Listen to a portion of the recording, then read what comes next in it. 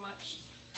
So thanks everyone for having us. I've been with Lacey not so long, but I've had over 13, close to 14 years now of working as a social worker between Santa Cruz County and Santa Clara County. So I'm honored to be here. I'm honored that he let me be a part of this because it's one of the things I want to start doing is doing more presentations for kind of our providers and people who work with our kids. So thank you for that.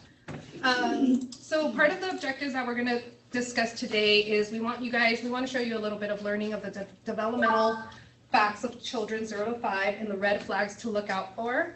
We're going to do best practices in communicating with the young children 0 to 5 as well. And then also just information you're gathering from providers, other people, and then how to report that. Here's our disclaimer.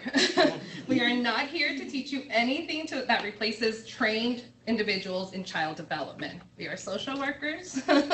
And so we are also teaching you to identify issues and alert various providers and the court if needed. So just to, like I said, the red flags, being aware of those and how to report those. We're not providing any legal advice of any kind. We did not bring an attorney with us for that reason. And nothing we teach you here should take over what CASA policies and procedures and what you've been taught through CASA. Okay, that's you. Great. Okay, so the first part is just developmental milestones and concerns. Now this is a little dry, so I'm going to move quickly through it. But I wanted to encourage you that if you Google CDC, Center for Disease Control, CDC, and developmental milestones, you'll get a wonderful set of worksheets for your particular kiddos. It's broken down by individual ages, a few months up to the 5th year of life. And that check mark I would recommend, rather than these slides, to be your resource. They kind of have, I didn't print them out because it's just a lot of worksheets, but they're really fabulous if you want to print it out for your particular kiddo. And they're like observation checklists, and they can be done by anyone.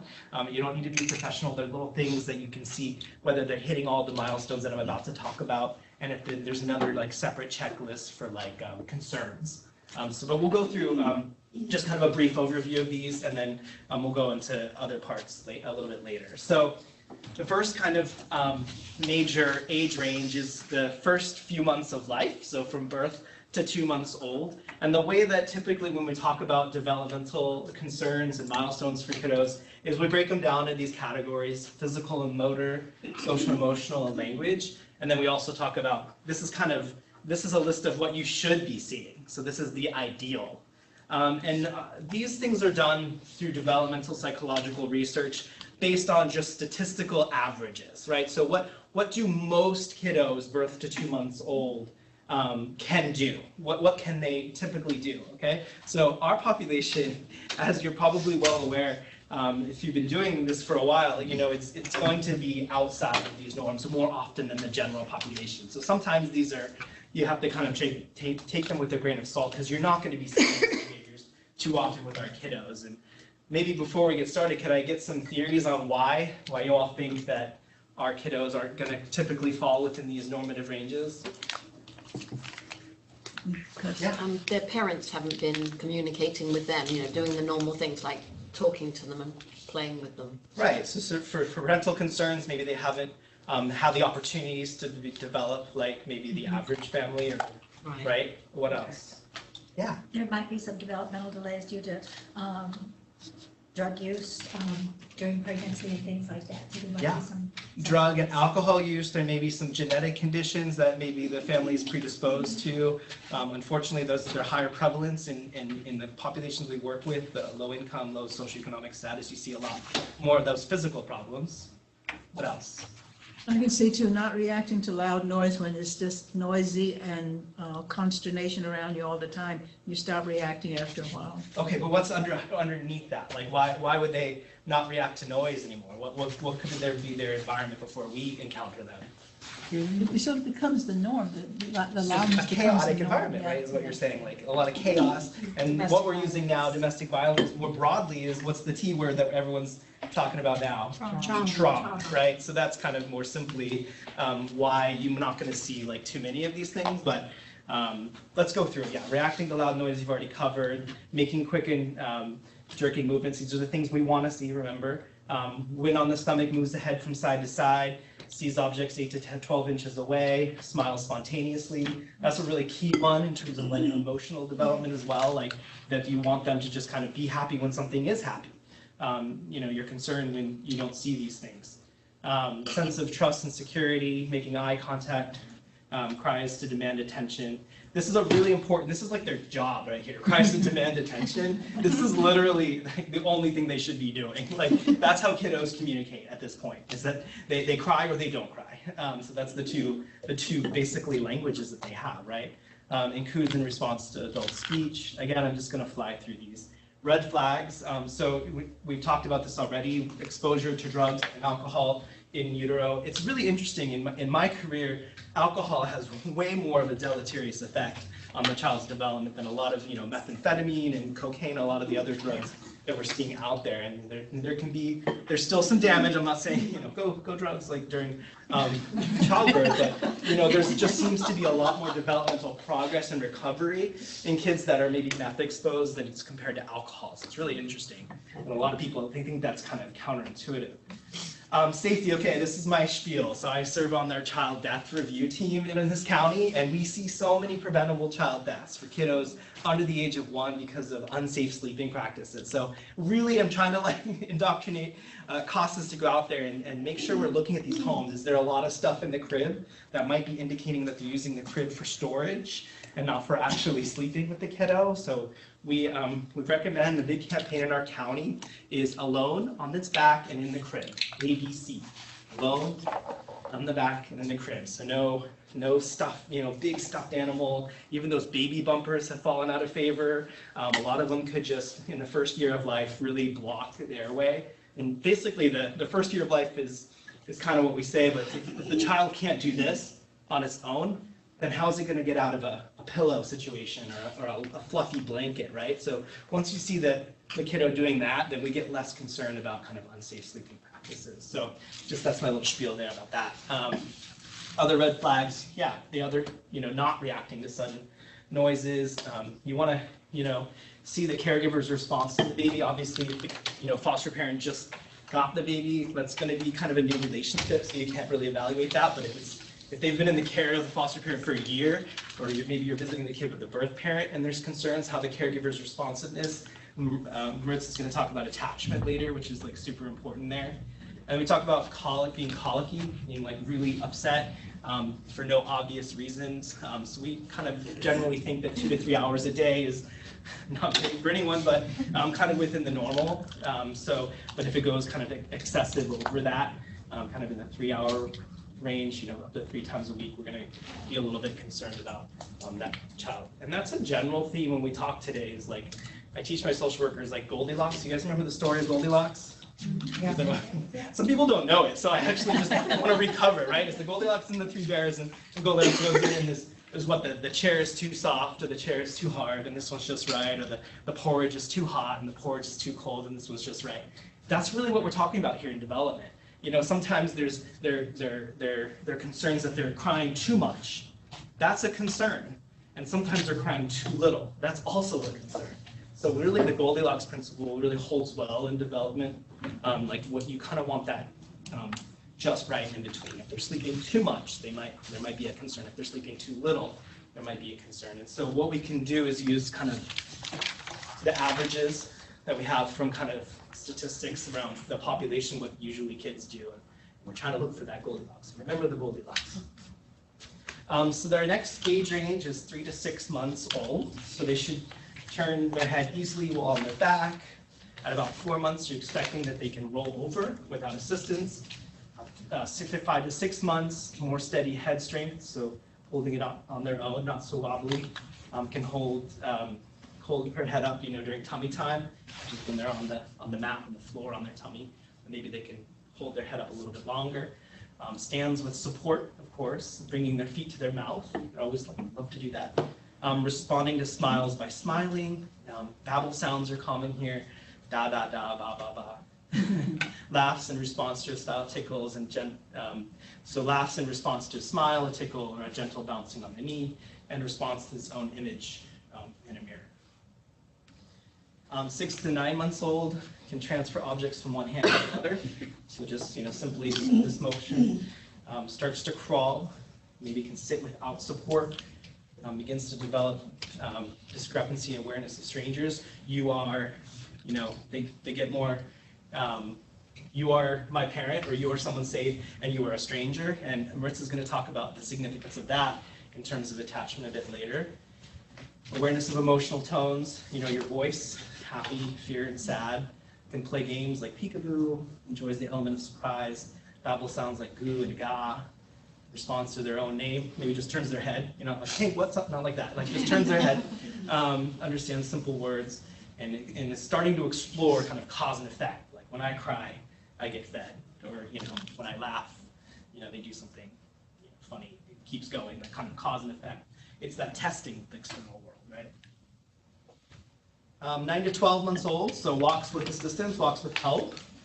Begins to feel anxiety from separating away from attachment figures. We're just going to talk a lot more about that later. Begins to feel anxiety with strangers, strange anxiety. And again, these are good things, right? When we talk about anxiety, we usually talk about not so great things, but these are good things that we want for 9 to 12-month-old. Says at least one word, maybe one comprehensive word. Like oftentimes caregivers have a real deeper understanding of but it's not quite, the one word is like everyone could understand that one word, basically. I know most caregivers are really in tune and can understand a set of words even at a younger age, but maybe it only makes sense to them. Gestures or points, initiate sounds like uh-oh, responds to no, waves bye-bye, shows understanding that objects exist when they're out of sight.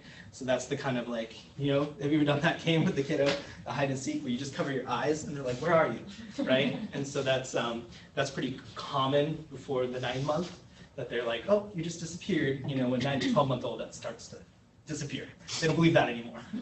Understanding that an object has a purpose, like what a cell phone is for, what a hairbrush is to do, and maybe starts to imitate it even, or at least understand what it does.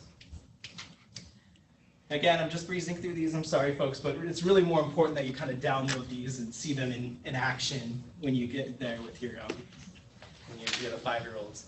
I'm beginning to use a spoon, beginning to walk at 12 months, runs later on towards the 18-month stage, walks up and down stairs, towards the end of the stage again, can stack 2 objects and start to scribble, at least like hold the pen in maybe a very gross fashion and making more circular motions which are common.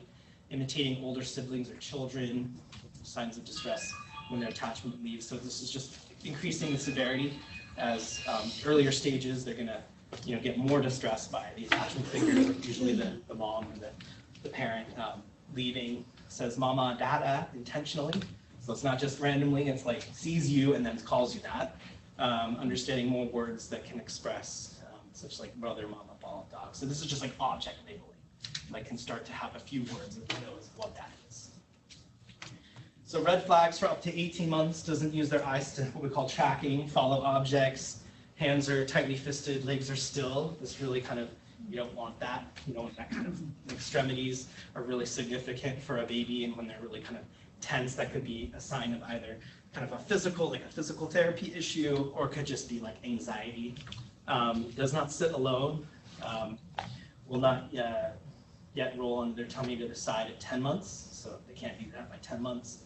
Lack of responsiveness to visual or auditory stimuli, like they're just not interested, they seem uninterested, or maybe there's some actual visual or auditory concerns there that we might need to get screened out for. Seems withdrawn, so again, the no crying is just as concerning, Goldilocks, right, as the over crying. Doesn't self-regulate even when carrying support, so that means they're just unconsolable. Self-regulation is just the child's ability to bring themselves down to baseline when they're amped up after a period of, even after all your interventions, right? Mommy gives the bottle, mommy takes them to bed, all the different things, just, self-regulation issues are a big concern. Failure to thrive, this is more of a medical issue and a medical diagnosis, but it basically just describes that a child generally not taking on weight, even though everything else has kind of been ruled out. So they, they're eating, they get fed enough, but the failure to thrive can be a serious medical condition. So that's something you definitely want to have your doctor. Our kiddos need to go to the doctor to be evaluated for this if they're just not taking on weight, even though they're offered food all the time and stuff. The environment, we're always looking at how the child grows up, and so a lot of our foster homes or our family homes can be kind of a red flag. Is the environment safe? You know, do they have all the appropriate safety measures? Early signs of autism. So autism is basically it's a social-emotional communication disorder. So what you typically see with up to 18 months old is what we call restrictive and repetitive behaviors.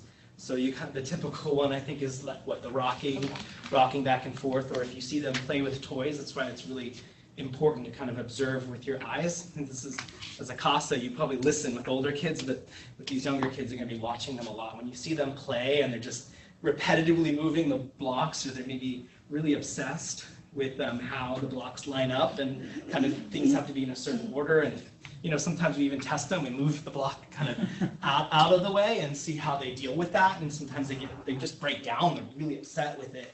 And so it's those restrictive, repetitive behaviors you're looking for.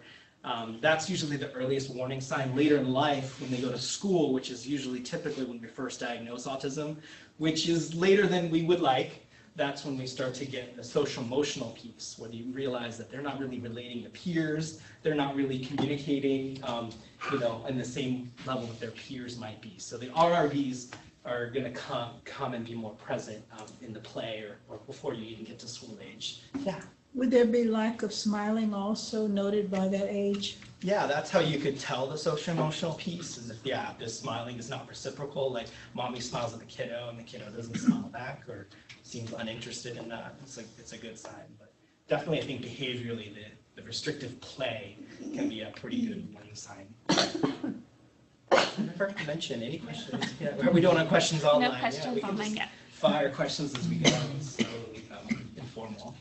And then, yeah, asking yourself, what is the caregiver's response and care needs of the child? Like, usually I ask foster parents or parents that I interview is like, what's your understanding of the needs of your kiddo? Like, and it's really telling if they're like, oh, just a normal kid, you know, nothing. You know, usually good caregivers are like, okay, he needs this many bottles, and you know, he goes laundry list, you know, so that kind of attunement, which Maritza is going to teach you about how important that is to assessing attachment, is really kind of what we're looking for with this last bullet point. So we understand that you have already seen this video through your CASA training, so I'm going to make you watch only a small portion of it again, because I think it's a really great video on talking about how exposure to violence, which is unfortunately a lot of the situation of many of our kiddos in foster care, affects brain development. And this is really, we put this in there because it's counterintuitive. Like, there's a few things that we're going to teach you that are like, whoa, that's totally backwards than maybe I thought it was. And this video talks about how even violence witnessed by very young, small children can have a pretty profound impact. So let's see if this will work. And I've probably watched this video like 20 times in different trainings over the years, but I always love it. And every time I'm like, oh yeah, it's a good reminder. It's a good reminder.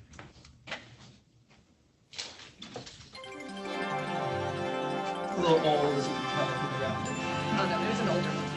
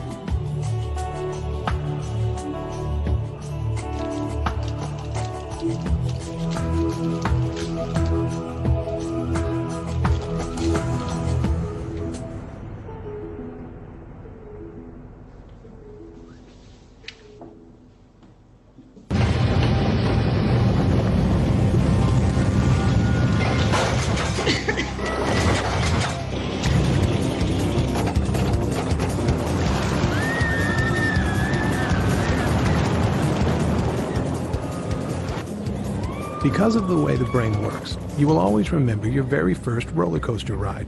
Storing these new experiences is one of the brain's main jobs. In fact, your brain creates a mental blueprint of every new experience you have. A blueprint for any new touch is stored in one part of the brain. A blueprint for any new sound in a different part. And a blueprint for any new sight in still another part. But as powerful as that first roller coaster ride was, it can't compete with the lingering effects of your brain's earliest experiences.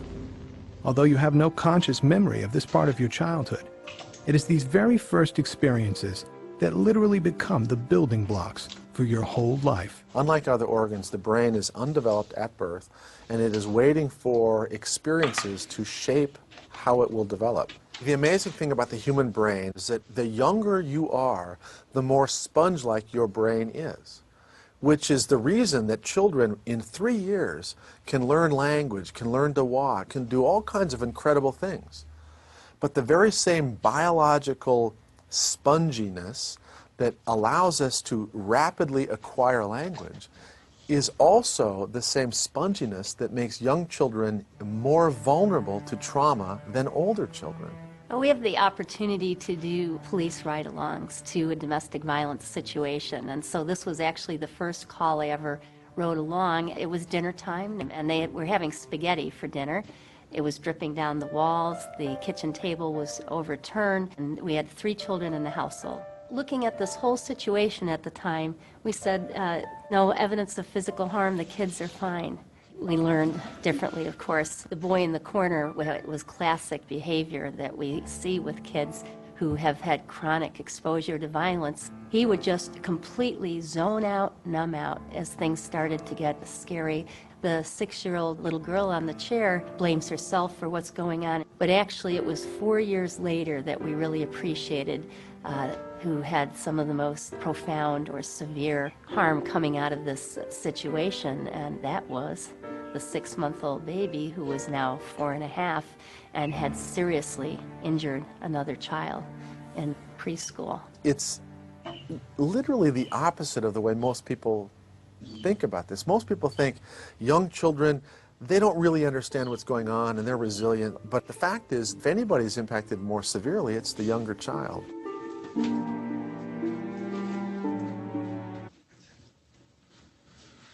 So any reactions or comments having watched this? It's totally kind of reverse of many people's thinking. Like, you all remember what it was like to be 1-year-old? So we call that infantile amnesia, and it basically, we cut the part about brain development, but I have to do it. Basically, your brain it grows from the inside out, like an onion, right? And so the more primitive structures develop first, and then the higher structures, which make us more human-like, grow on the outside and grow later in life. And so those primitive structures are responsible for basic emotions. You know, I'm like, think about like mad, sad, glad, or bad.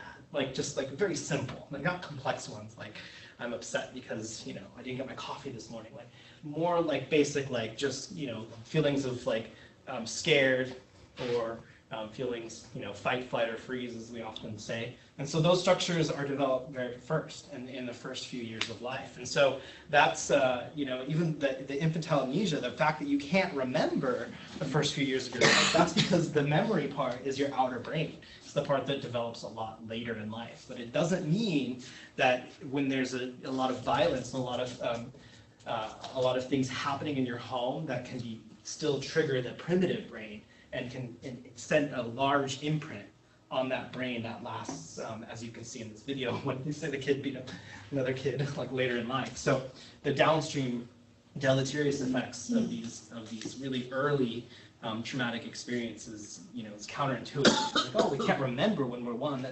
That doesn't mean that babies aren't paying attention or encoding that, or it doesn't have a lasting effect. This is especially true when Marissa comes up here to talk about attachment. So I just want to jump into our older kiddos, 2 to 3, and then 4 to 5-year-olds, and just kind of, you know, wrap this piece up in terms of you know, good signs and red flags. So with the 2 to 3-year-olds, we want to see them running and jumping and climbing. We want to see them throwing and kicking balls. We want them to showing interest in potty training and about 30 months to 36 months to be trained, hopefully. That's, again, a little difficult for our population because of maybe having been changed homes and different structures. So again, this is all like normal populations, but our foster kiddos might be kind of out of a little bit further along than this. Pulls off and begins to put on their own clothes, maybe not perfectly. Independence in brushing teeth, dressing, picking out clothes, taking an interest in anatomy, how the body works, what different parts of the bodies do. Tantruming, the terrific twos, not the terrible twos.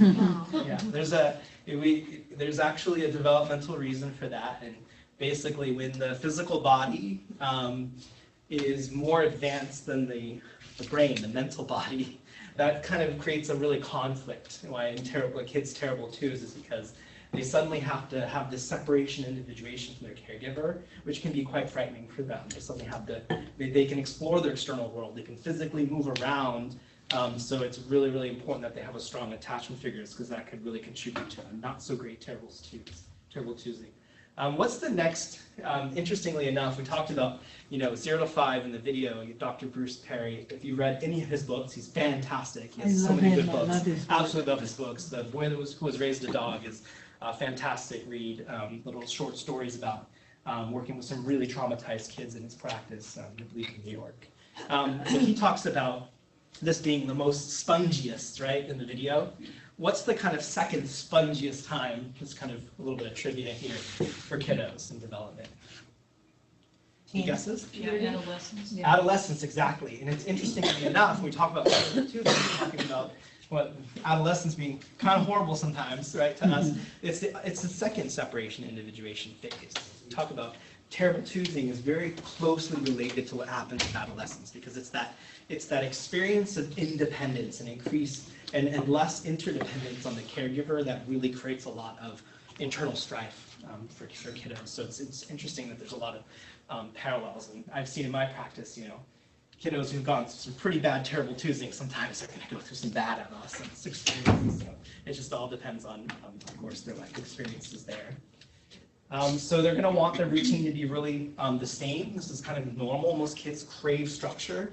I know they won't ask you for that, but they actually do want some predictability in their lives, and so that's going to be normal for a 2 to 3-year-old.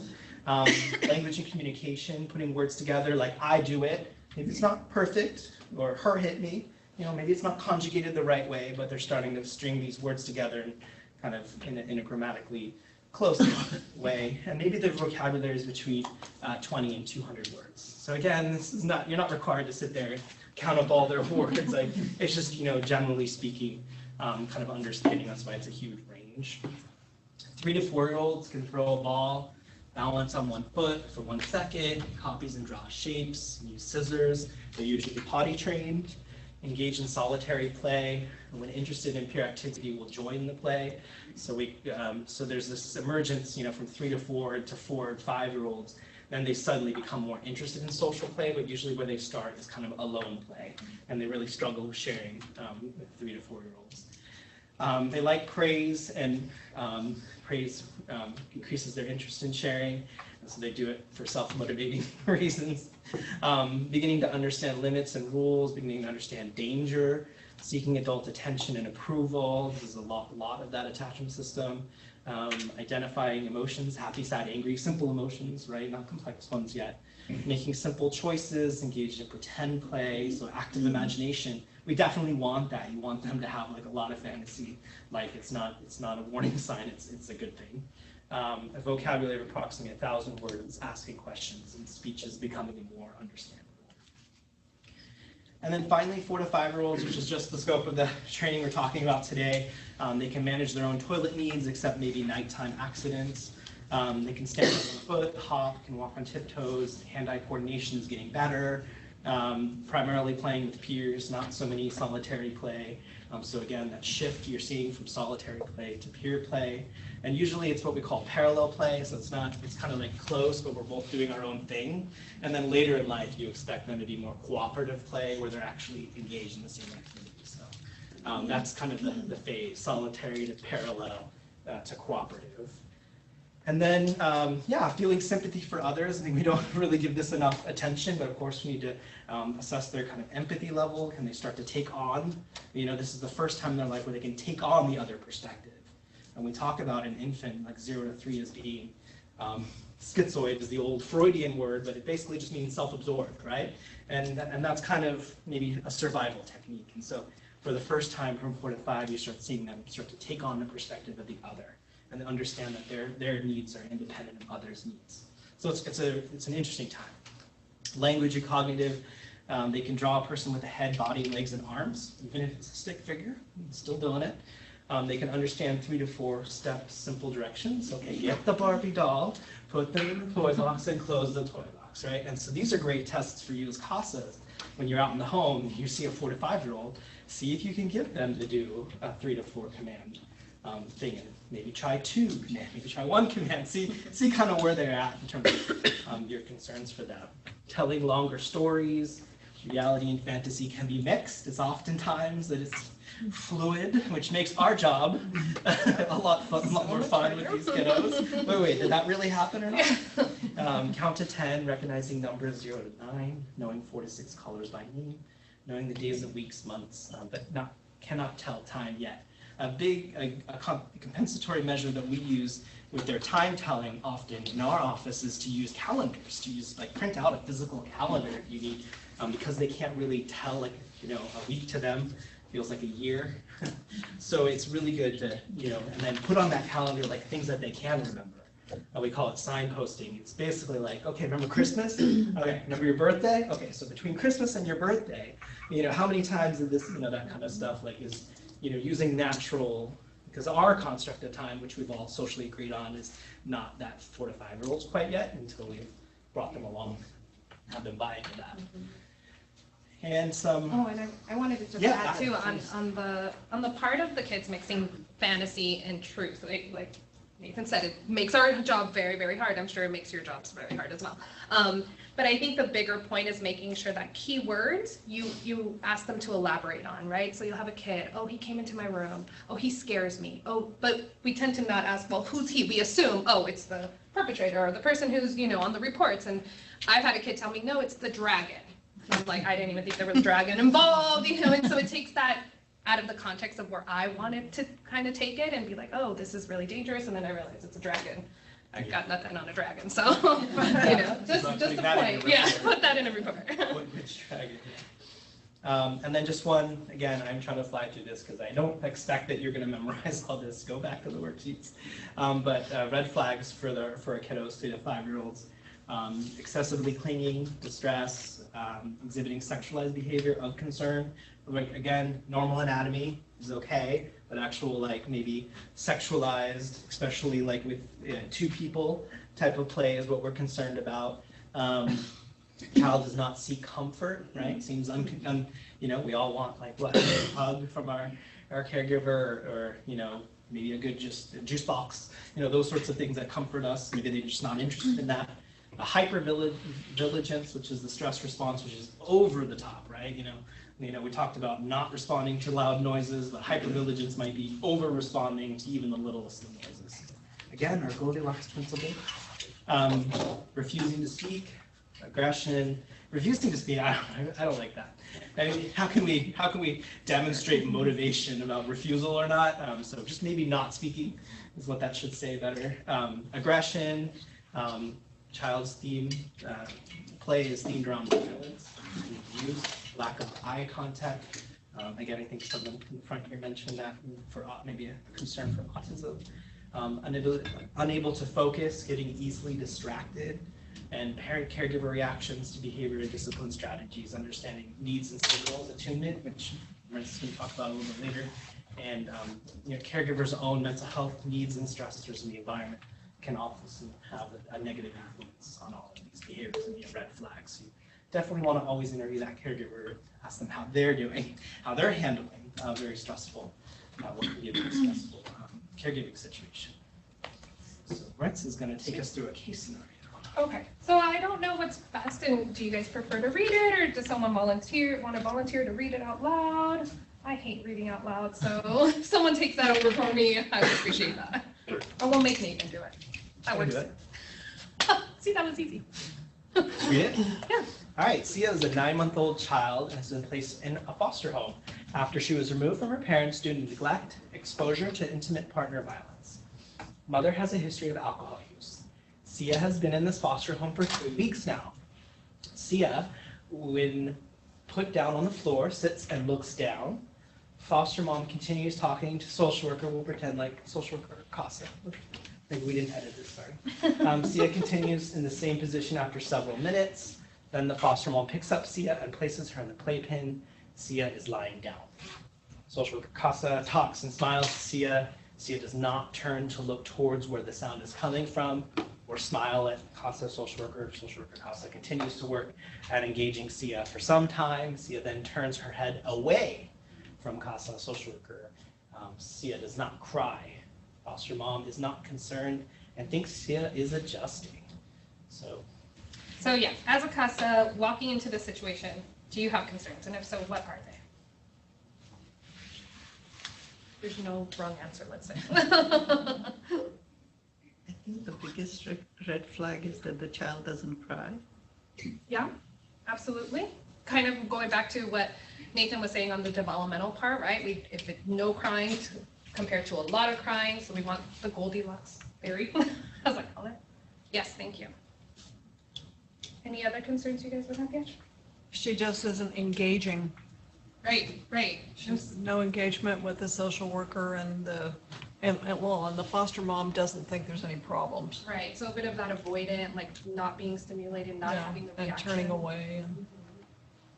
Thank you. Not looking towards the sound to see where it's coming from, you know. Exactly. Yeah, and so I like this, especially after Nathan's talk, because it gives us the breakdown of what that looks like, right? Because I tend to, when I get a lot of slides and a lot of information, I'm like, well, what does that look like in real life, right? This is what it looks like.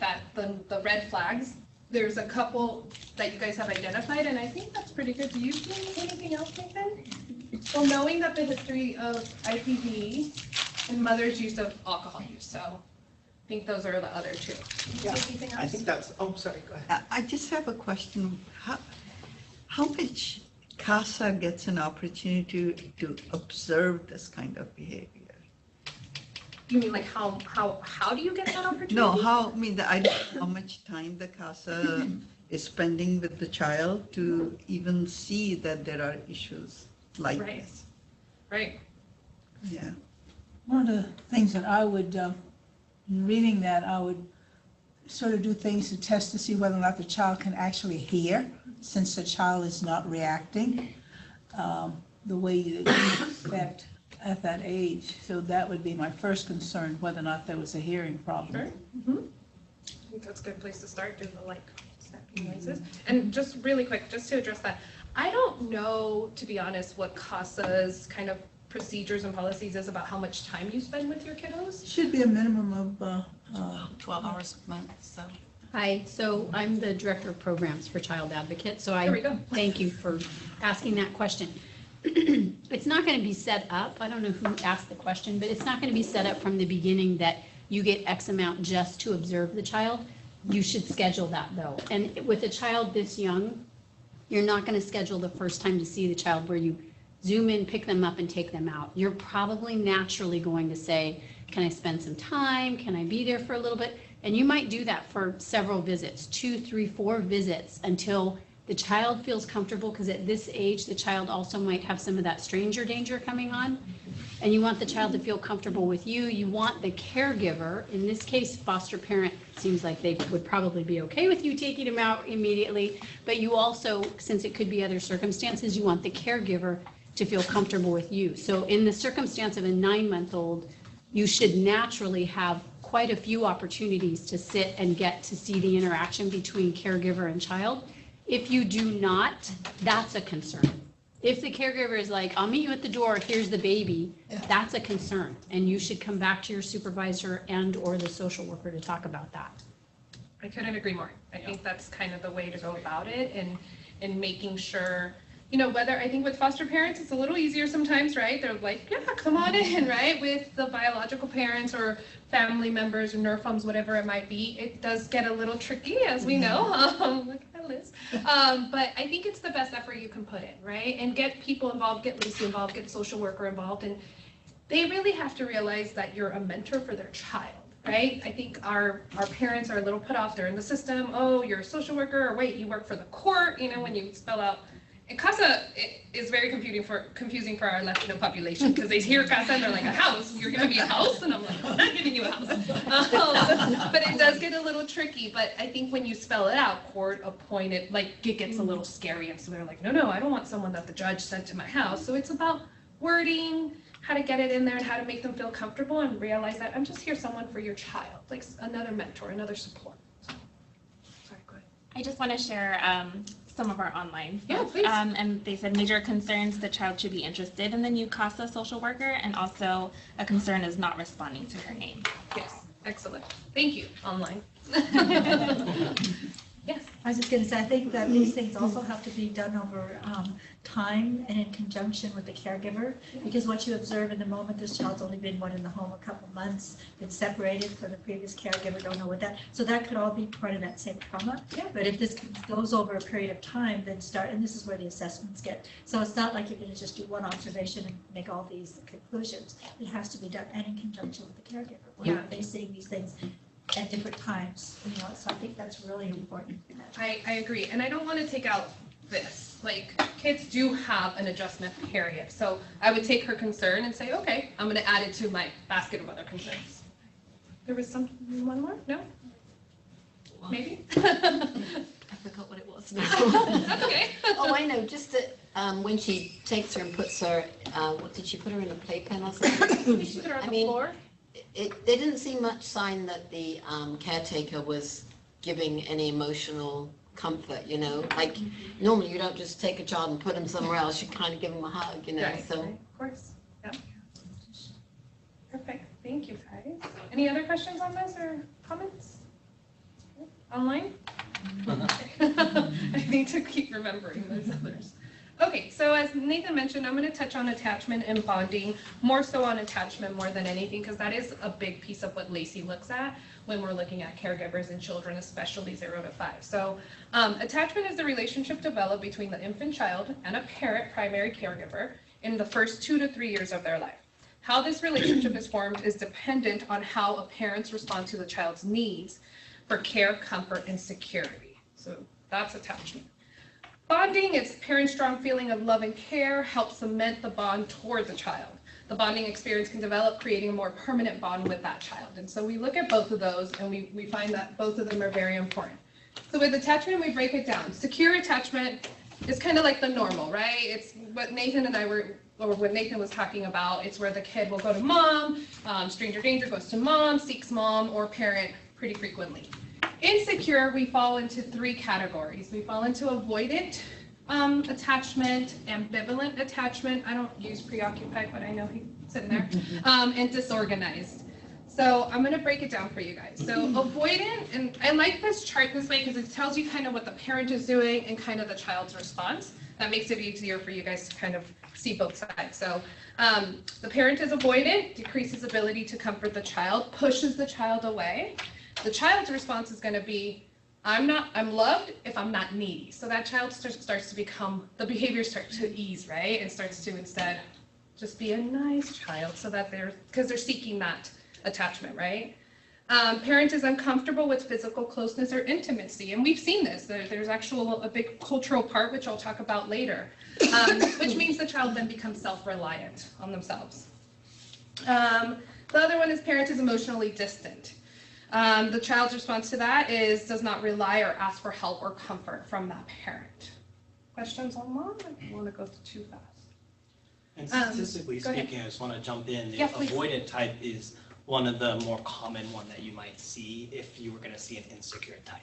So there is just, prevalent statistics on each of these types. And as we move on, we get into the less common types. Secure is the most common. It's what most normal and ordinary development relationships between a parent and child happen, I believe, in 75% of the population. So what we're talking about here and all these rest of these subtypes is really just a quarter of the rest of the population, and then it breaks down. It gets even less common as we move to disorganized. And I have a video coming up. It's way older than the video you just saw, but I really like it because it kind of puts this into a visualization so you can see what it actually looks like. So ambivalent, that's the parent that's inconsistent, which means that the child's response is going to be, I'm not sure if I'm loved.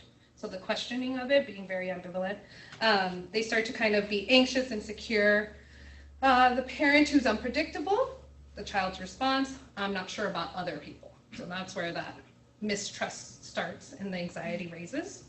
The parenting response to increased distress, so the cries and being a little insensitive, that's when the child's response is, I want you, but I fear that closeness. So it kind of makes sense. And the child also starts to believe that he or she cannot rely on the parent to have its needs met. Disorganized, and I don't think it shows it on this video, this one, but disorganized in the parenting part is the parent is frightening, so kind of what we talked about, the tones that you mentioned earlier. The child believes that the world is an unsafe place. We try, at least when we're pushing our service providers, to really talk to parents about tone. Tone is so important for little ones because that's what they go off of. It's not so much of the words, but it's more of like, oh, that fear of like that hard tone or the yelling. The parent is harmful. The child starts to believe that the world is an unsafe place and that they are the bad child, they are the bad kid, they are to blame. And then the parent is absent. The child's response is that the belief is that the world is an unsafe place. I'm a bad kid, I'm not trusting as hard, I don't belong, and a lot of overwhelming feelings. It's a lot of that. And I think the video's next, Nathan, if you want to help me. I have a couple of questions from online. So one is saying, are we saying that avoidant is bad? Some of the child actions seem okay, like self-reliance. So is it a matter of degree? I would say it is. Nathan? Regarding avoidant, did I go back to that far? No.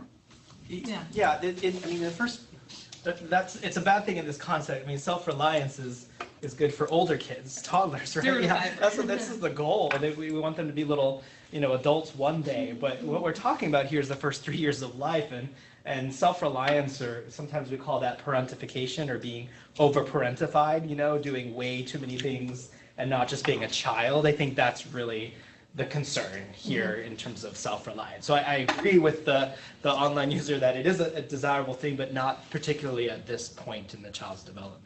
Right. And so there's a follow-up question similar. So some of the child's response traits for insecure avoidance sounds like good qualities to develop to a degree. For example, able to self-soothe or put him or herself to sleep. At what point does it become concerning? Well, it becomes, I would say the other way around. It becomes less concerning as the child gets older. I mean, you'd want those things, later on in life, but in the first 3 years of life, children are supposed to be completely dependent on adults, right? And so it's kind of the reverse of what that question is later in life, self-reliance and self-soothing is more important as skill, but the first 3 years of life or kind of growing up too quickly might be the is the person, I think what I'm grasping is that the person's asking, like, when parents say, I'm just going to let her cry herself to sleep, like she's just going to cry until she's tired of crying. Is that kind of what they're like avoiding? We have no way of knowing. Just waiting. Chime in if that's you.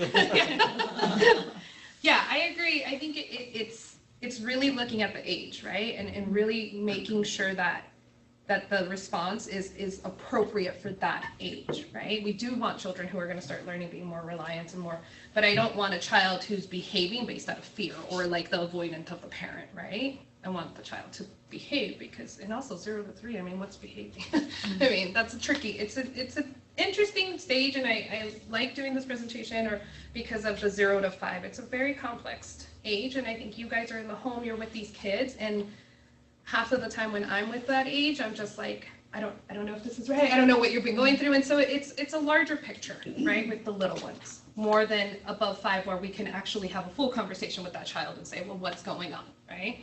This is where we get tricky because we can't actually ask our kids. And some kids are talkers and they'll tell us a lot, and some don't want to tell us anything. I could see that some of those also might be cultural patterns that in this culture, seem strange to us, but I see some of those, that is a culture in some cases where parents are distant. Yeah, and I will touch on the cultural considerations a little bit later, because I agree with you. I think we have to be very careful in understanding, okay, well, what culture did this child come from, and is this something normal, with at the same time measuring risk and safety, right, and looking at all the red flags that Nathan kind of brought up earlier. So Nathan, I think it's the video. You can help with the video? See if we can do I it. know. So we gotta stop Sorry, share. we were gonna show more of the other one, and I figured you guys saw enough of that, so. I gotta escape from that. Super Go to the video, and then we gotta do. You might not be able to show the video. Okay. Fair enough. We tried. Tell us about the experiment. Sure. I think it's beneficial if you guys, no, you can't, yeah, if you can Google that, like write that down, because I think it's beneficial if you actually see it. You get to actually see what they do is behind a one-way mirror. Sorry, did you want to jump in? No, Behind a one-way mirror, what he'll do is he'll leave the child with the mom, they'll interact with some toys, and then mom will leave the room. And they'll observe the reaction of the child, and then they'll start to discuss what is the normal behavior, what is not normal about it. So, and it goes through all three that I already discussed. Again, this is why I like it, and it's super old, but I love it. And so in the first one, as soon as mom comes in, baby goes towards mom, hugs, mom puts baby back down, then they start playing, secure attachment. Baby knew mom was coming back, had the same reaction. I think in the next one, baby comes in, same deal, mom leaves the room. When mom comes back, did like seeked mom a little bit, but then was insecure and kind of went back to playing with toys. Nothing, was done. I think the third one, same thing, different parent this time. Child is left. When mom comes back, holds child, and child is hitting mom, yelling, doesn't want to play with toys. And so that became more of a disorganized attachment.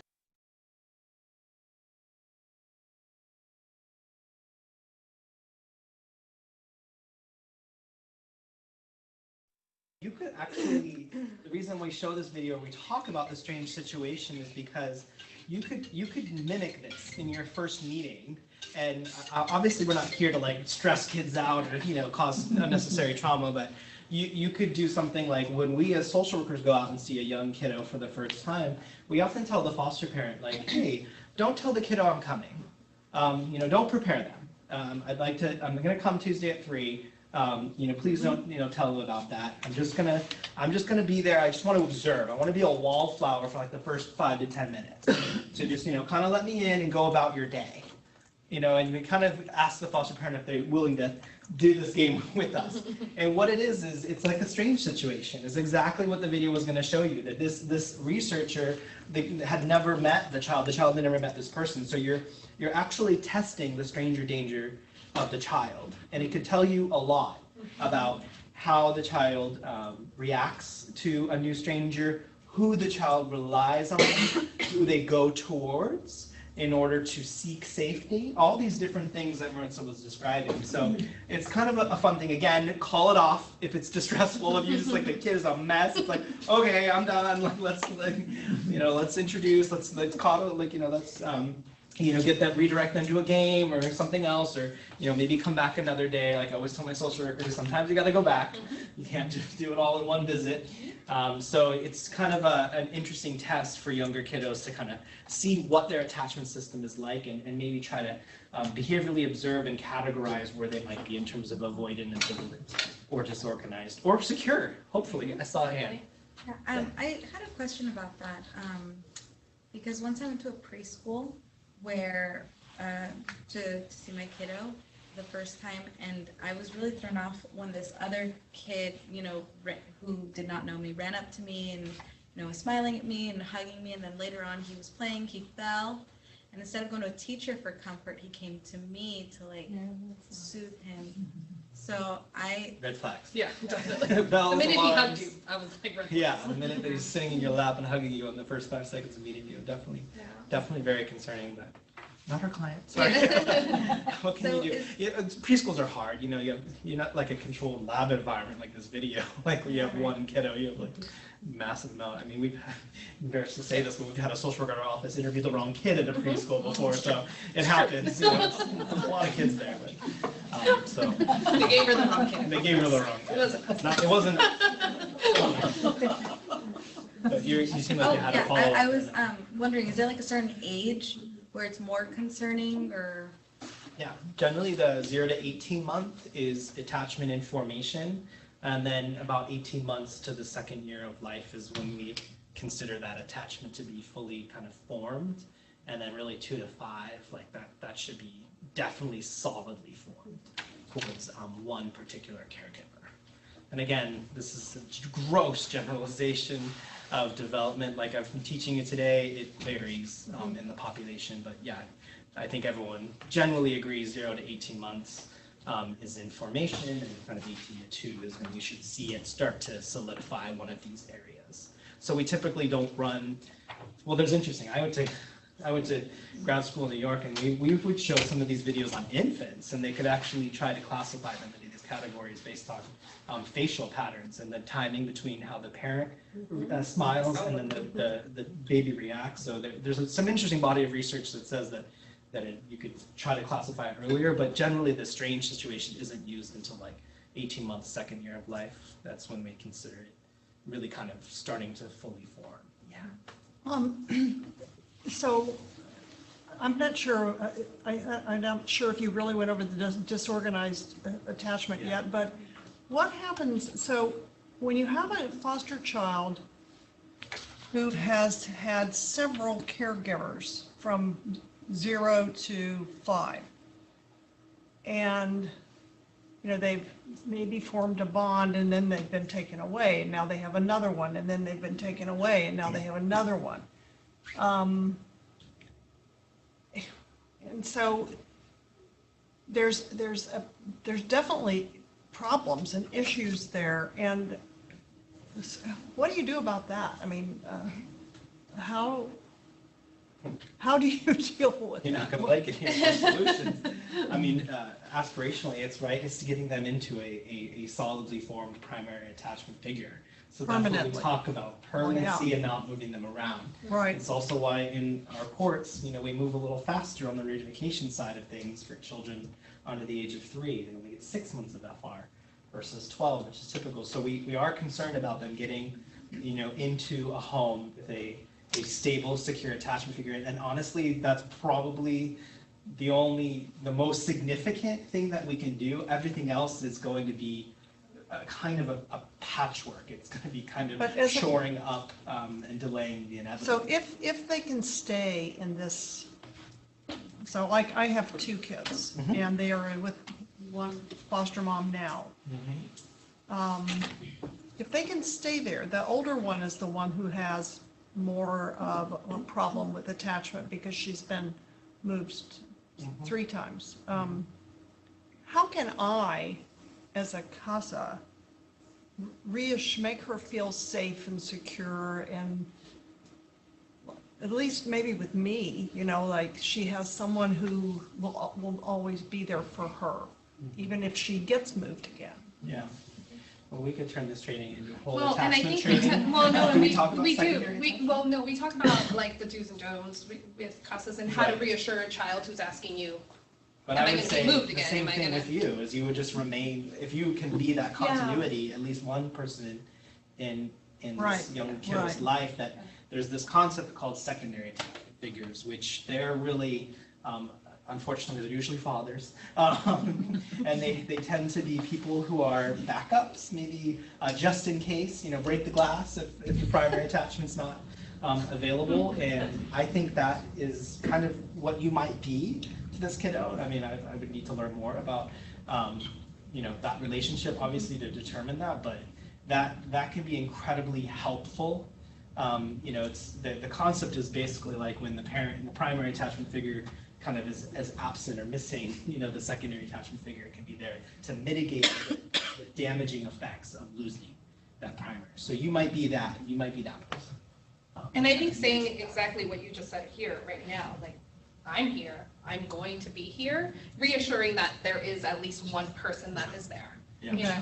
Placement disruption is tough, and I think we could do a whole presentation on placement disruption and what that does to children. But I think it's a good balance, knowing that, okay, she's been moved 3 times, these are the behaviors that she's having, and kind of like bridging that and having an understanding of that effect and how the child will attach. But I agree, I think it's a little tough and we don't have a great answer. We'd love for them to, if they're removed, to be in a concurrent home, that they're not going to be moved anymore, but that's the fight we fight. That's what we do. Was there a question back there? I was just going to say that Freddie may not realize it, but she is doing all the right things right now. Yeah. Like you are doing all of those things that Nathan and has been talking about, So, Absolutely. and a lot is that consistent showing up. Yep. And that doesn't mean don't take vacations, don't take days off, like, please don't, you don't always have to be there. I think it's normal to explain to a child, I'm going on vacation, or I'm gonna go visit someone. I think that's very normal. The only thing I would add is there is an evidence-based practice called parent-child interaction therapy, PCIT. Bill Wilson does it in our county, and it's for older kids. It's usually when they turn about 5 or 6 when that attachment is like fully formed. And I think they can go up to like 8 or 10. So that's that kind of age range. And you really, it's an evidence-based practice where they're teaching that attunement we're talking about, right? The main piece about this attachment is that the parents are on the left column are not really attuned to the child. And if you can get them into that PCIT, they actually sit there with an earpiece, and a therapist coaches them on how to increase their attunement to the child in these therapies. And they're actually work to repair attachment relationships. So you have to have a caregiver that's going to be there until until they turn 18. So you have to have it identified. It doesn't work if you just have foster homes that are not committed to permanency, but it does really work to repair.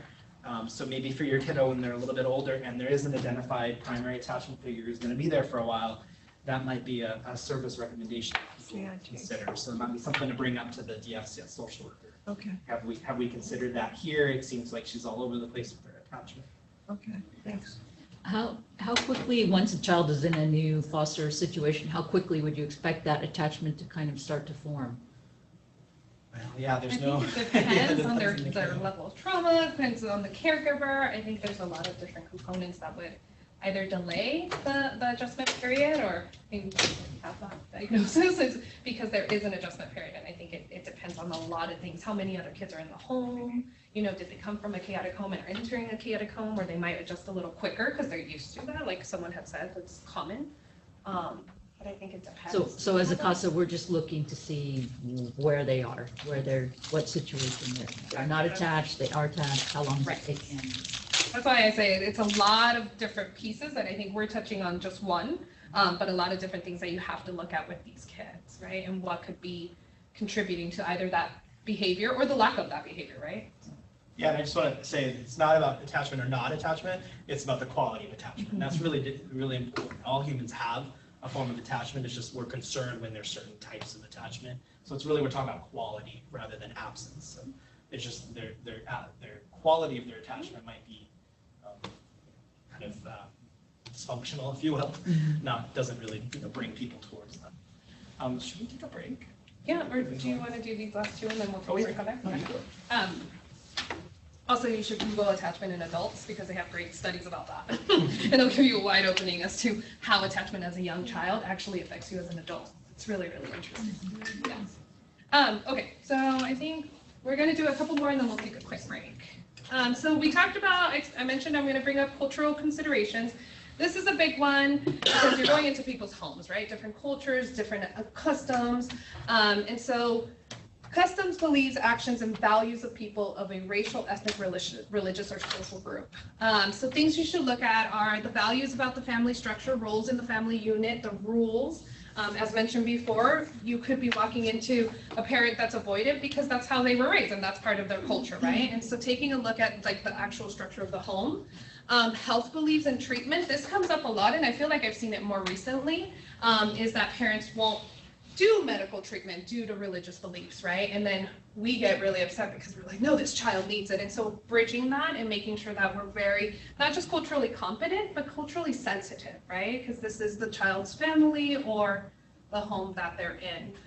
Values about education and work, that's important. I think I recently ran into a parent who said, kid will not go to school until 6 because that's how my family raised me. And here we're like preschool, like get them started early. But that idea that the child would be out of the home so little was a bizarre concept to that family. Like, it's not okay. Time present in the community, so families being undocumented, documented how they feel, especially again with CASAs coming in, right? You're appointed by a judge, you're gonna be in my home. So being really sensitive to that. Impact of crisis events, language spoken, language preferred. So, if you're entering a Spanish-speaking home, you don't speak Spanish. I think you guys have interpretation lines, right? An interpreter of some sort, language line. Okay, so maybe talk to your supervisor about that, because that might be helpful. And the disciplining of the child, that's the big one, right? Because spanking on the butt with the hand open is kind of like what we're looking at, no bruises, but I think in some cultures, they're like, a slap somewhere else might be normal, so waging, Chancla. La chancla is a big thing, right? The sandal in Latino communities. Don't give me PTSD right now. I seriously will walk into homes, Latino homes, and I'll hear a tone, and I'm like, oh, just like cringe. I'm like, please don't talk to them like that. I turned out fine though. So the goal is to be sensitive to cultural differences without dismissing the issues and concerns. It's a balance, guys. You walk into a home, and if you don't know, ask or even just look up like what are some of the cultural diversity things that you're about to walk into, right? And then their advocacy needs. Ask, contact us, you know, if you have questions like, is this kind of normal? Am I thinking this is crazy? So just make sure. The services that exist. So for 0 to 5, it's First 5. I'm sure a lot of you guys are well known with that one. It provides education, training, and home and school-based services and prevention programs for all kids 0 to 5. And I don't know, that can't be self-referred, right? That's county social worker referred to First 5 programs. I mean, again, we don't want to tell you to do anything without, you should probably consult your supervisor and CASA policy about doing all these different things. First 5 takes referrals from anywhere. It's our tobacco tax. If you want it, that's how we fund it. So they just offer totally just a comprehensive level of services. And they're private. And Kids Connection and the Santa Clara County mental health services and therapy and home visitation, developmental screenings, assessments for children 0 to 5, and a public nurse if needed is determined. The assessments 0 to 5 are really helpful kind of with the red flags, you know, kind of speaking to the county social worker, I have some red flags, could we possibly do an assessment, things like that. And then here are all the agencies I'm sure you've heard of already. KidScope, Dingo, EMQ, which is actually not EMQ, it's Uplift. We recycle our presentations. Gardner Family Care, Community Solutions, Early Start, Head Start. Head Start's probably the one you guys are most familiar with. Children's Health Council that does assessments. Usually we'll start there for an assessment, or the county will start there for an assessment and then move towards other services. Choices for Children in 4Cs are daycare services, and they can be accessed by the caregiver independently. Via PHP and Achieve Kids. Yeah, I would just highlight the big ones is that if you see anything that we're talking about today, Early Start it's part of our regional center system in California, so kids with developmental delays. So, you know, you may have heard like San Andreas Regional Center is our local one, or SARC. So before they can be eligible for SARC services, Early Start is the program that is actually also run by SARC. That helps intervene early and on these developmental concerns, and so they're a really fantastic one. I would also highlight KidScope. They're at the VMC campus, and they're basically a comprehensive. They can do these comprehensive assessments with occupational therapists and physical therapists and nurses and doctors and psychologists, and look at how that kid is developing. So. That's what we were talking about when we kind of started the presentation, is that if you see any of these things, that KidScope would be a fantastic referral just to confirm or rule out any of the concerns that maybe you're seeing. So that's something I might advocate in our your reports or to the DFCS social worker, and it's definitely something we would join you on, because KidScopes, they do some really stellar assessments, and when we get those back, and everything. It really helps guide our interventions and what we do with those kiddos. And I stress what Nathan just said is the ruling out part too. You know, just because we do have a red flag or a concern or something, we want to make sure either that it is true or that they rule it out, and then we can look at what else is causing this, right? We do that with medical appointments too, like anuresis and caprices. You know, we want to rule out any medical reason for that. Okay, guys, I think we're going to take a break now, right? Is it possible to get a copy of that agency list? Sure, I don't know. Yeah, can we send out the PowerPoint? Is that okay? Yeah, that's what I was going to ask. You were going to, okay. Yeah, it's easy. It's a lot of info. Okay, take 5 minutes? Yeah. So you're going to send us the PowerPoint? Yes, I will. Great, thank you. Mason, we're scheduled till 1:30. Oh, we are? Oh, Yeah. we thought we were. Maybe we should power through then. I'm sorry. Yeah. Oh, yeah, we thought I we were. did not till know. I we thought we had were here places till to- 2. I apologize. Let's come back. No break. If you have to take some personal notes, please go. and just take it. We're just, yeah, we're just leaving it. It's fine. No, me. Sorry. No, sorry. I was missing one. Okay, we're gonna power through, watch this. Okay, so our next section is what to do and what to say to a 5-year-old, and I think it's gonna touch on your point right here. So gathering collateral information, right? So for behavioral and emotional indicators, we want to see the information regarding hypervigilance. Nathan touched on that already. The stress response, he also touched on it already. The fight, freeze, flight. Retelling trauma and abuse. Reenactment of acts, right? So some kids will prefer, instead of being verbal and telling you what's happening, they will show you what's happening. And then the changes in the affect, right? If a child goes from being a very happy child to just having a clear, just no affect whatsoever, that's your red flag. Physical concerns, eating too much or eating too little. And actually, I went to a case today where the child, I found out, has some condition that I can't even pronounce, but where she has a tendency to eat too little or eat too much. So I was like, how am I supposed to have a Goldilocks with her? I don't understand. She always says that. Either it's none or all. And so did my little research on her diagnosis and found out that it's a cause of this disease, I think, that she has. So I think it's good to know the Goldilocks, but also just have aware, like, oh, I think Nathan mentioned it earlier, ask about any medical conditions that a child might have. That would be a reasoning for that. So sleeping too much or too little, excessive crying, child seems nervous, or body movement like biting the nails, sweating a lot, head banging, I've seen a lot more recently. And stop me if I'm going too fast, but I totally did not know the time. Okay, so how to avoid re-traumatizing? This is the big one, right?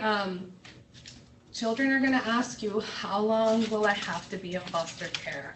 Why can't I go home? We get this a lot.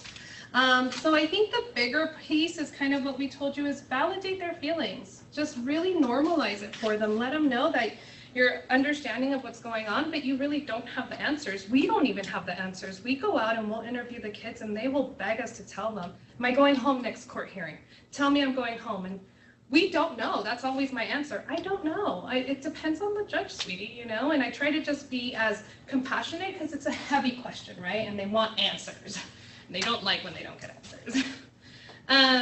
Understanding their frame of reference, and so how they're explaining things to you and what home is. Sometimes kids will say, I want to go home, or kids who live sometimes with grandparents will call grandma mom. And so then they're like, I want to stay with my mom. And I'm like, which one's mom? I don't know which one's mom. So getting a clear understanding of what they're actually discussing. So the question is, why are they asking you all of this, right? Why are they asking you the tough questions? And in reality, it's because they're scared. These kids are scared. They're anxious. They miss their parents. They miss mom. They miss dad.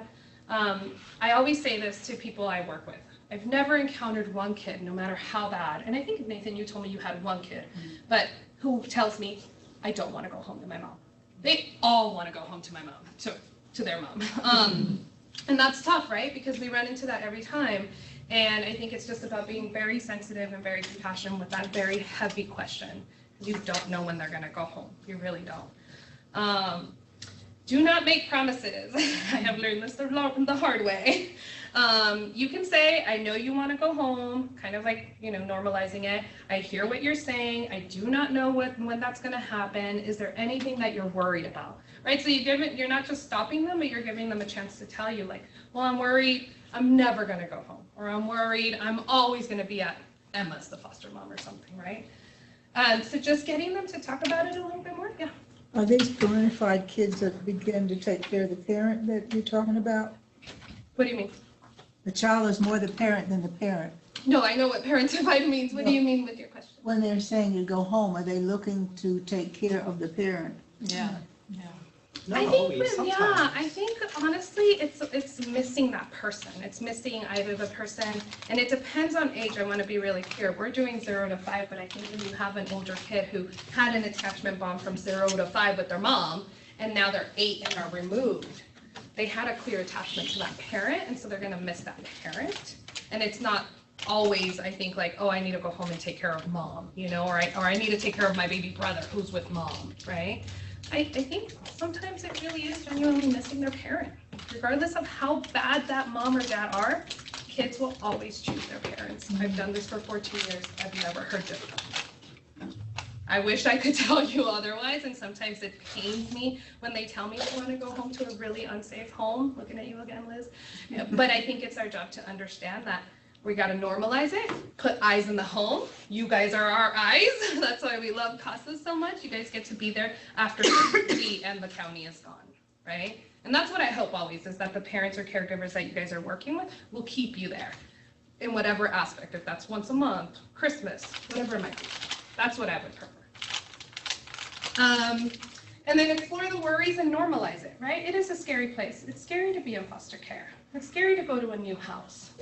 You would be scared too. I would be scared. And so I think it's really making it very normal to them so that, and it also increases their trust with you, because then you're not making promises and they're not going to hold you against those. And then you're also kind of not being like a county social worker who's like, well, this day is your county court day and this is what's going to happen. So you guys get to just be there for that in a different way that I think Lacey and the county does. Changing diapers. So I don't have a child, so I tend to do this with my caregivers. I'll go and I'm like, so show me what you're doing, because I don't know what I'm doing. And it actually bonds you with the caregivers, whether that's foster parent or parent. It's really helpful. So what to do? Follow the lead of the caregiver. How did they do it? Have them show you. The reaction of the child when need to change a diaper. And then, is the child familiar with you? So if you're just going to jump in on the first day, it's probably not going to work. Just give it time. Build rapport with your kids.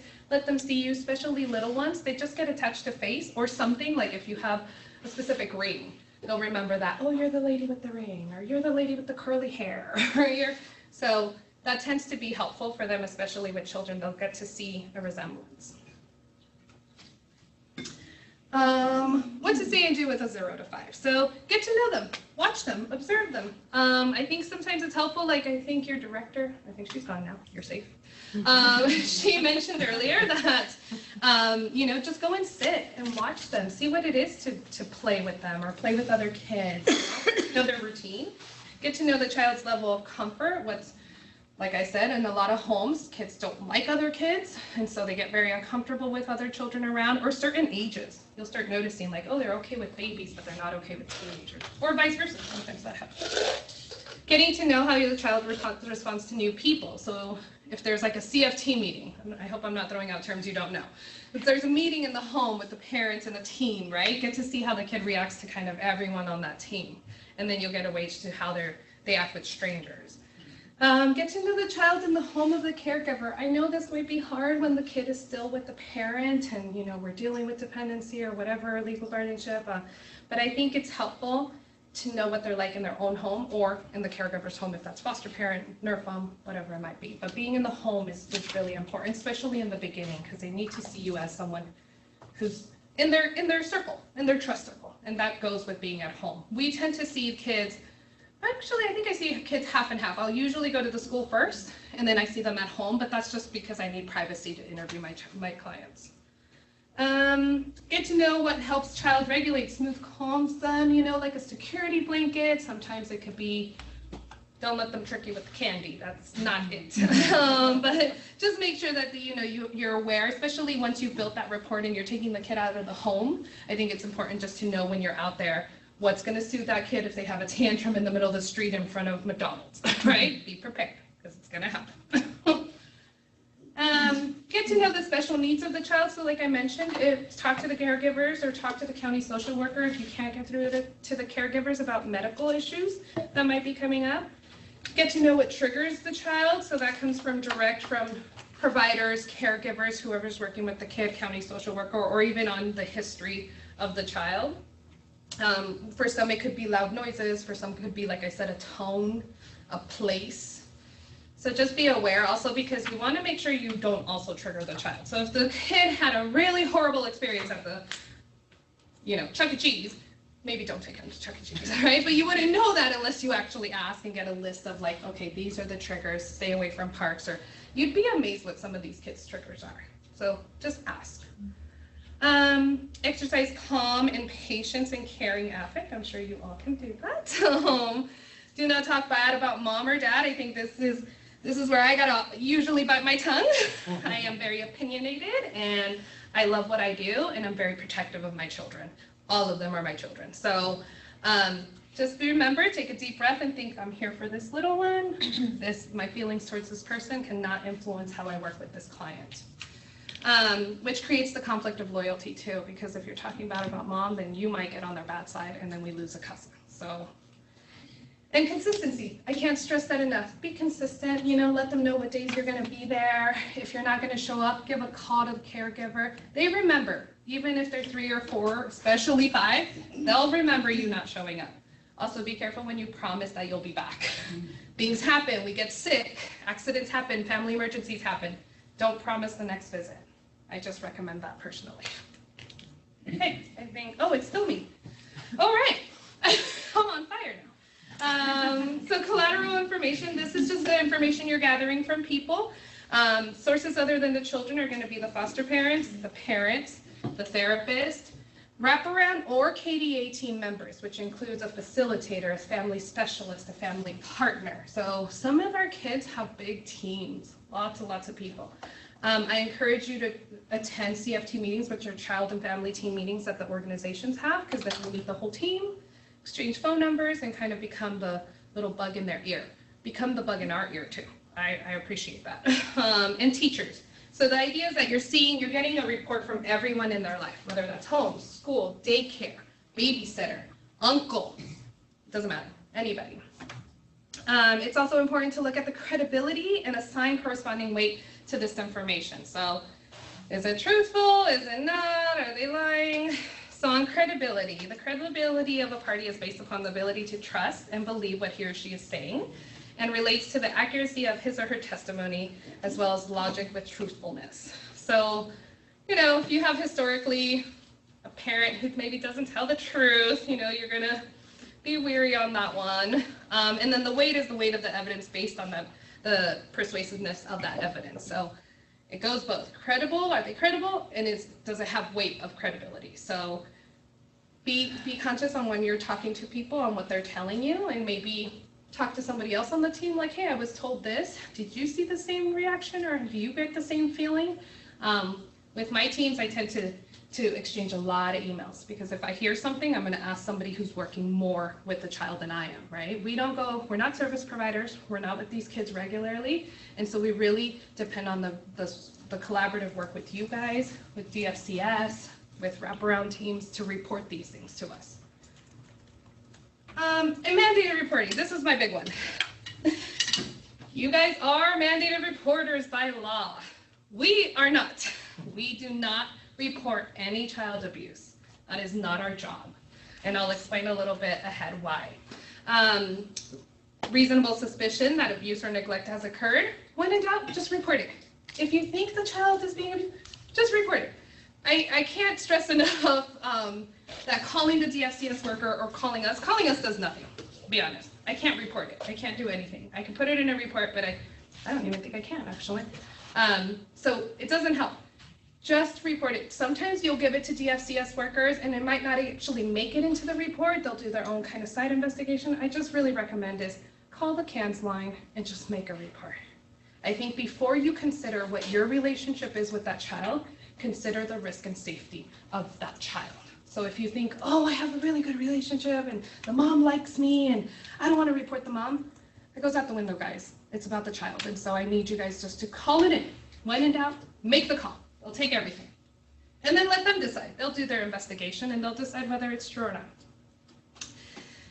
Safe spaces with verbal children. So kind of when you're going out and talking to your kids, a safe space is one that is free of harm, judgment, and where youth can freely express their perspective, feelings, and opinions. Talk about your role and confidentiality, the fact that you write reports and who sees those reports. alone and out of earshot of other people. Be sensitive to youth who have experienced sexual abuse and what a private space means to them. So the big one down here is most kids who have a history of sexual abuse don't want to meet with you in their bedroom, right? But you get to the house and you realize it's really chaotic. That's the first space. Just take into consideration kind of what they've been through. The other one is that some parents will say, I'm going to go to the other room. You're fine. You stay there. I will see kids who are still like, can they hear me? Should we whisper? So we can't transport kids anywhere. So when I go to homes, I go for walks. I tell the parents, I'm just going to take her for a walk. We're going to go around the block. And that usually works really well. You guys can actually drive them some places. So find a safe, comfortable place for that child. Sometimes it's a ginormous park and you're sitting in the middle of the park. Nobody can come near them. Nobody can see them. So just be aware of what's more comfortable for that child. Makes your interactions much easier. There you go. Okay, that's you. Yeah, I'm probably at this point not going to really cover these last few slides, but I was going to just tell you a little bit about Lacey and how we're structured. The only one thing that I would piggyback onto what Marissa was saying is, it's that the collateral sources of information are incredibly important for ruling out whether there's something about the environment that the child is responding to or something maybe kind of behaviorally or developmentally concerning. So when you get more perspectives, like from the daycare and the school and the teachers and the home, I think it just makes your report even more robust. Like this is happening every single domain. It's so incredibly important and so powerful to understanding whether there's maybe something wrong with like the environment the kiddo is in, or something maybe kind of inherent in what the kiddo is facing. So that's why I would add to that. So, Lacey, we're the attorneys and social workers for all the kids in foster care. Most of the kids, I used to say all. We have a lot of conflict cases these days, which we give to another law firm. And just for young kiddos, we wear kind of two hats statutorily, like by law. We have to represent the stated interest, like what the kid says if they're verbal enough, usually kind of the 3 to 5 year olds. What they want. We have to put that on the record. So we're going to go, Your Honor, blah, blah, blah. The kiddo really wants to go home. 9 times out of 10, that's what the kiddo wants. But the other side of the other hat that we wear is the best interest. And that's where the social workers, we have 9 social workers that I supervise at our office that help the attorneys kind of assess what that best interest is. Like what would be in their best interest to go home or not. And so we're always wearing those 2 hats, and our social workers in our office participate more in the best interest hat. And the attorneys are usually interviewing most of the time for the stated interest. So that's basically what all these say. So then there's a couple of slides based on these really cool judicial bench guides. They're developed for judicial officers on what judges should be inquiring based on the age of the child. So I'll let you read these on your own, as it might help you structure your own reports or what you report to the court, because this is literally from the state of California, the Judicial Council, what the judges should be looking for based on the different ages of the kiddos. But again, we're out of time.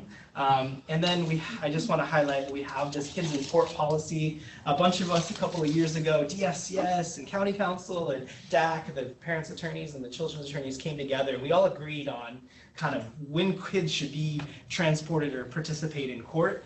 And I think we all kind of agreed that generally we should try to make it happen. We should try to make it work as best as possible. So that's what these slides kind of outline, our kind of common agreement in our county about kiddos coming to court. And there's a couple of slides on that. So, and then there's our references. So I just wanted to open it up. Are there any other questions online or in the room? Other than that, we can wrap up. Thank you so much for being here. It's been a great audience. I appreciate it. We'll stick around if you want to come up and chat or ask us any questions. Thank you all. Thank you.